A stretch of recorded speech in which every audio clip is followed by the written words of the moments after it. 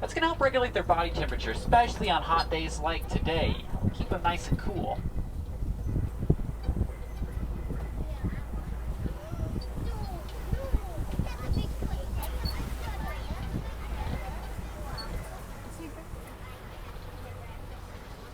Alright, coming up here to the left, if you kind of look underneath those rocks over there, you're going to see the spotted hyena. Spotted hyenas are nocturnal animals, meaning they do most of their hunting at night. Now, when they do hunt, they will not waste anything.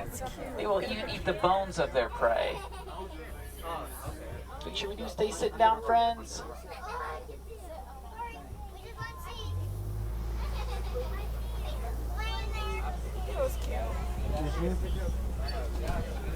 All right, over here to the left, back behind the, well, you see there's the zebra, there's the mama, and if you look behind that, that smaller zebra, that's Dash. It's a baby zebra, born about 5 weeks ago here on the reserve.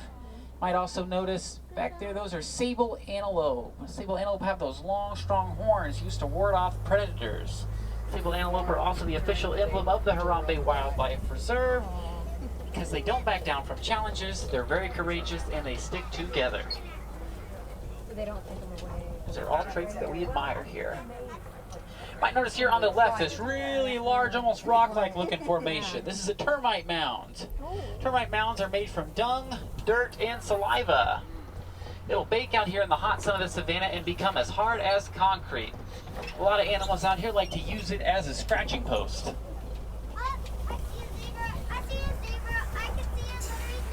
You can see a zebra. Do you think he sees it? Now, a lot of the animals out here in the savannah are going to be born at nighttime. Reason being, it gives the moms time to clean, feed, and get their babies ready for walking. So that way, by the very next morning, they are ready to move with the group.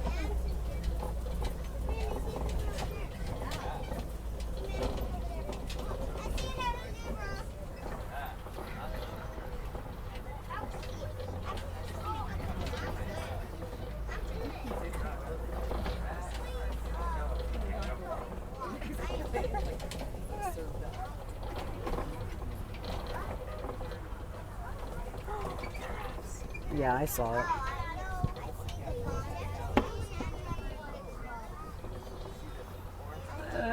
Okay, if we look over here, kind of these smaller antelope, these are the springbok. Springbok can jump up to 6 feet in the air and 13 feet across. With a running start, they could jump over this truck. They're one of the top 10 fastest land animals.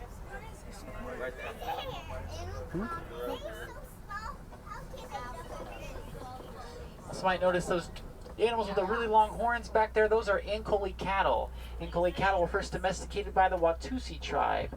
Those horns will reach about 3 to 4 feet on each side and are made up of a honeycomb-like structure that'll help cool down the Ankole cattle. Also might notice those darker animals with the horns, those are wildebeest, translated from the Afrikaans word wild beast. Wildebeest are the second most densely populated mammal, second only to humans. And then over here on the left, these are Maasai giraffe. And Maasai giraffe have an 18-inch prehensile tongue, which helps them reach vegetation, just like this giraffe right here.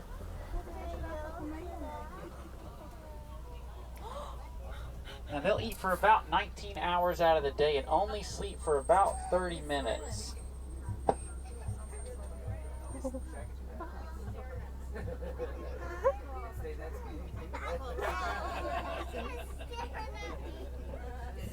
No one's told me what? Mm-hmm.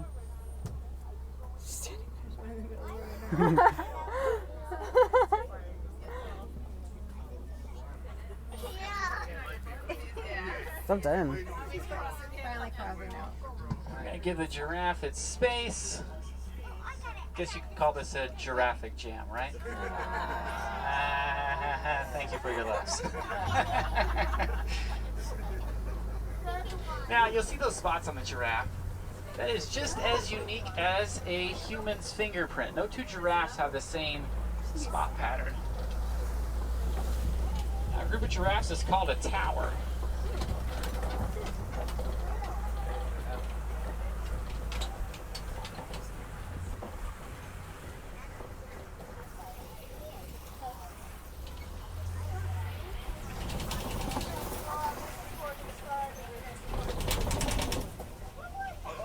Alright, if we look over here to our left, we're going to see some mandrills. The mandrills have a red and blue face that'll get an even darker shade of red and blue as they get excited.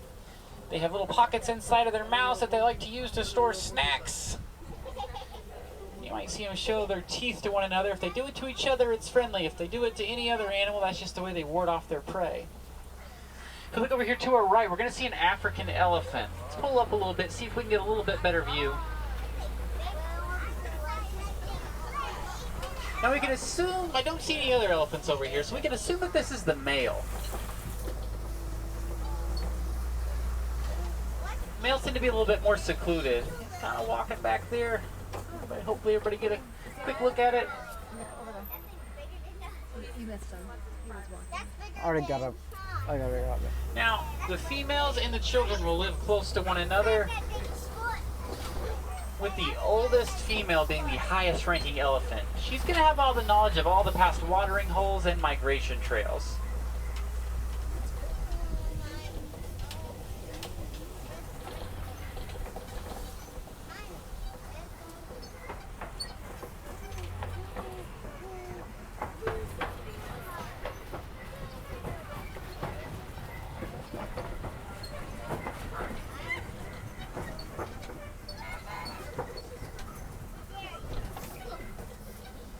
It looks like we are approaching a red clay pit. You might notice some tusk marks in this clay, because this clay is very rich in vitamins, so elephants like to eat it.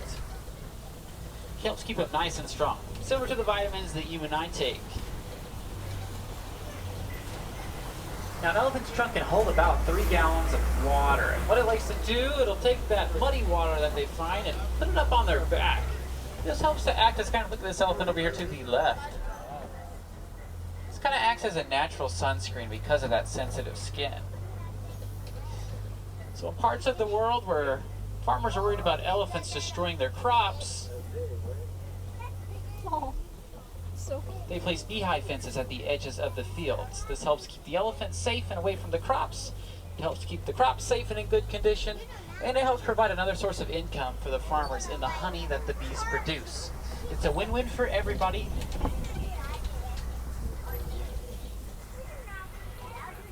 There's a lemur. What do you mean I'm stupid? You're stupid.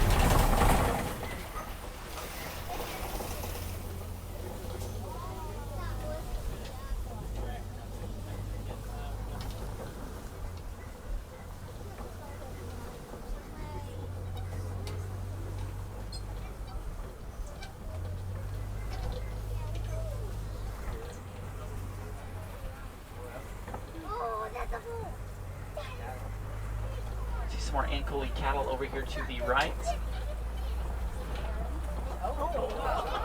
Okay. If we look over here to the left, we see a baobab tree similar to the one we saw on the way in. Did you get a video of that? Yeah, I got a video. Can you send it to me? Just Sure. that part. It's 8 minutes long. Just send me that part. That is I a nice will. baobab tree to the left. Might notice over here to the left some greater flamingos. Might notice some babies on the island there. Those are the gray ones. Now they won't reach that pink color until they're about 2 years old. And they get that pink color from their shrimp diet, which is rich in beta carotene.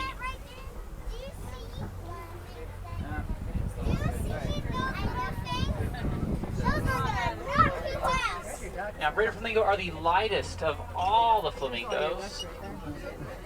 Fully grown will stand about 5 feet tall.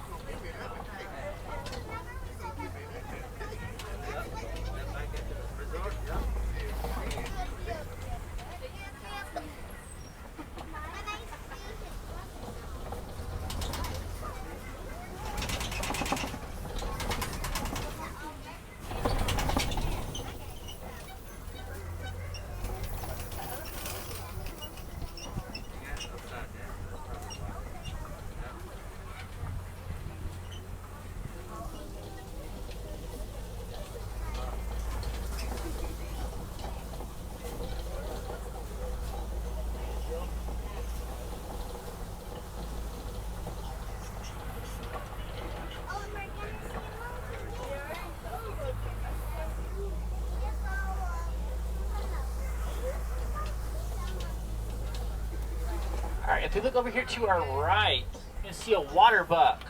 Now, water bucks are a little bit more of a rare sight. They get that name because they like to hang out around water. One of the ways they can identify each other is they have smelly secretions all over their body that make them easily identifiable.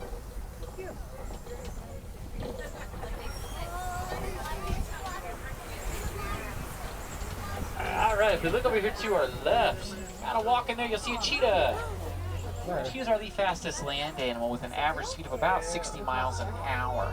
However, they can only maintain this speed for a couple of hundred yards before they get tired and other animals come in and steal their prey.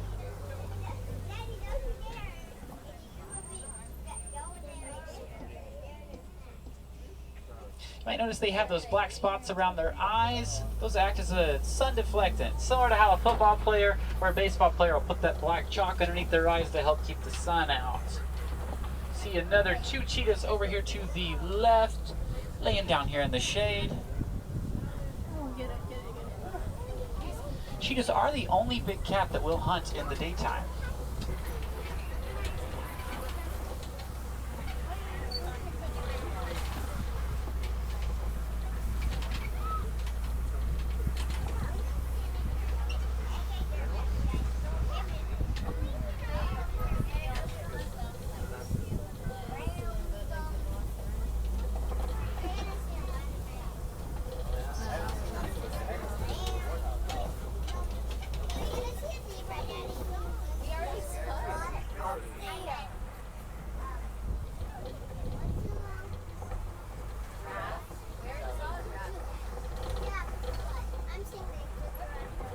Alright, if you look over here to our right, those white antelope, those are a scimitar horned oryx.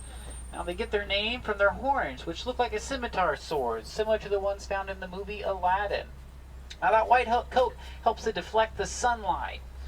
Scimitar horned oryx can go up to 9 months without drinking water. One of the ways that they can do this is because they won't sweat until their internal body temperature reaches 115 degrees Fahrenheit.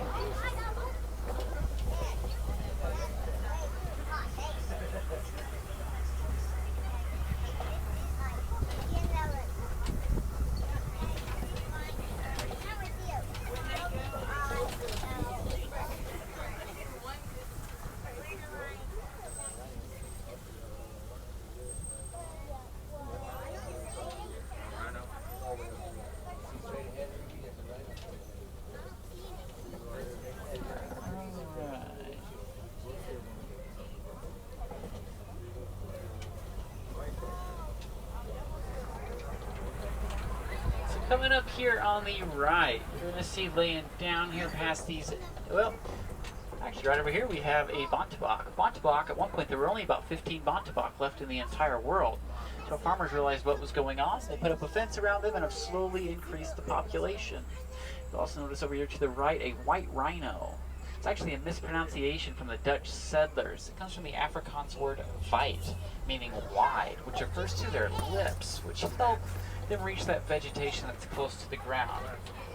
Now white rhinos are just a little bit heavier than the black rhinos. They can weigh about 4,000 pounds. Look over here to the left, kind of sitting in the sun, you'll see those tusks. There's a warthog. Now warthogs can run at an average speed of 35 miles an hour and are actually known as the recyclers of the savanna because they'll reuse other animals' burrows. And when they use these burrows, they will back into them. That way, in case they need to get a running start to leave for something in the middle of the night, they can get a running start from inside the burrow.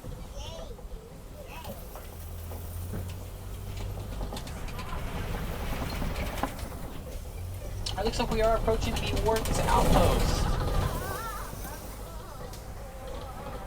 Might notice some little goats up here. These are Nigerian dwarf goats. Nigerian dwarf goats are very playful. You might see them headbutt one another. That's just how they establish dominance amongst the group. Now, Nigerian dwarf goats produce a milk that's very sweet and very nutritious, and it's also very valuable. So farmers who live in this area will sell that milk, provide an income for the people who live in the area, and reduce the dependence on other animals. You also might notice that yellow box there in the front yard. That is one of those beehive fences, just like we talked about earlier with the elephants. So both the honey and the milk are both ways that people in this area can have an income and reduce that dependence on other animals. That is a win-win for nature and humans. Now there's a lot of ways that we can help nature. Some of the easiest ways, one of them being we can visit zoos, national parks, and wildlife refuges. That's where your visit will help benefit the research and the animals that live there. Another really easy way that we can help. Whenever you head back to the village of Harambe, swing by any of the merchandise locations and donate to the Disney Conservation Fund. There, Disney will match dollar for dollar your donation, and it benefits projects all over the world like the elephants and the bees. If you'd like to learn more, go to thewaltdisneycompany.com/Disney Conservation Fund or visit any of the merchandise locations in the Harambe Village. If I have any wilderness explorers on board today, you are riding the Simba 1. If you want to see more animals, when we drop you off, head up the pathway just a little bit and head to the right. You're going to see the Gorilla Falls Exploration Trail. There you can see gorillas, another kind of zebra, and my personal favorite, the naked mole rat. Now we are approaching the docks, so let's make sure we do have all those loose items: cameras, hats, purses, cell phones. If you have any trash, please take that with you as well. It's one of the easiest ways we can help conserve. If it can be recycled, let's recycle it. Now friends, we here on the reserve, we don't like to say goodbye. We like to say kwaherini, which means to go well. So friends, let's stay seated until the car comes to a complete stop.